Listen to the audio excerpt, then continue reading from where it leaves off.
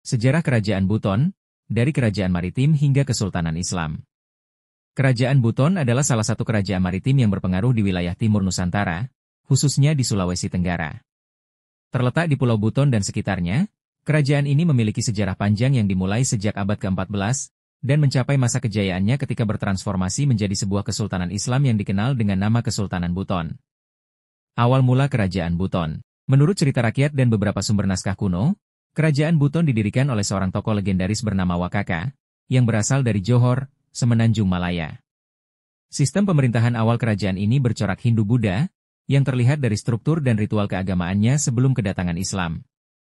Kerajaan Buton dalam periode awal lebih merupakan kerajaan adat yang dipimpin oleh para raja lokal.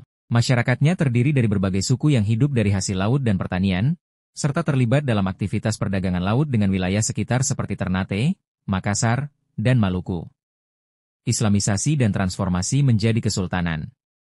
Perubahan besar dalam sejarah Kerajaan Buton terjadi sekitar abad ke-16 ketika agama Islam mulai masuk melalui jalur perdagangan dan dakwah.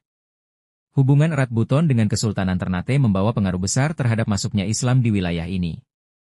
Pada masa pemerintahan Raja keempat, Laki Laponto, proses Islamisasi mencapai puncaknya. Raja Laki Laponto memeluk Islam dan mengganti namanya menjadi Sultan Murhum Kaimuddin Khalifatul Khamis. Ia dinobatkan sebagai Sultan pertama Buton dan mengubah sistem kerajaan menjadi sebuah kesultanan Islam. Semenjak saat itu, Buton tidak hanya berubah secara religius tetapi juga politik dan administratif. Kesultanan Buton mengembangkan sistem pemerintahan yang unik dengan pembagian kekuasaan yang terstruktur dan hukum yang tertulis. Pemerintahan dan sistem hukum Kesultanan Buton. Kesultanan Buton dikenal karena memiliki sistem pemerintahan yang rapi dan berlandaskan hukum. Salah satu peninggalan intelektual yang paling terkenal dari Buton adalah konstitusi tertulis yang dikenal dengan nama Murtabat 7 atau Martabat 7. Dokumen ini mengatur tata cara pemerintahan, hubungan antara sultan dan rakyat, serta norma-norma sosial dan keagamaan dalam kehidupan masyarakat. Struktur pemerintahan kesultanan terdiri dari sebagai berikut.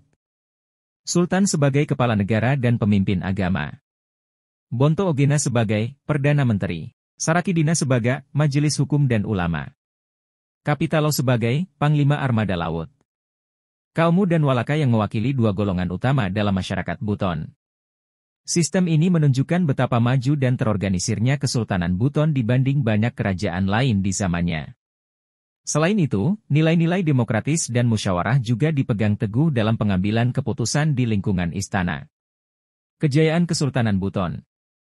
Pada puncak kejayaannya, wilayah kekuasaan Kesultanan Buton mencakup Pulau Buton, Muna, Kabaena, Wawoni, dan sejumlah pulau kecil di Laut Banda.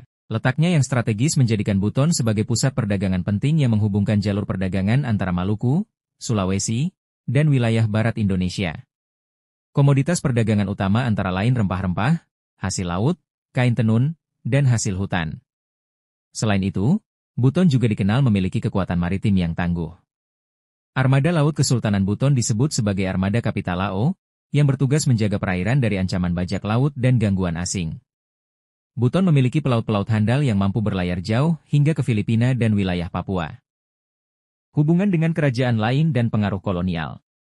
Kesultanan Buton menjalin hubungan diplomatik dan perdagangan dengan kerajaan-kerajaan besar lain seperti Ternate, Goa, Bone, dan bahkan dengan kekuatan asing seperti Portugis dan Belanda. Namun, seperti banyak kerajaan di Nusantara lainnya, Kesultanan Buton tidak luput dari pengaruh dan intervensi kolonial Belanda.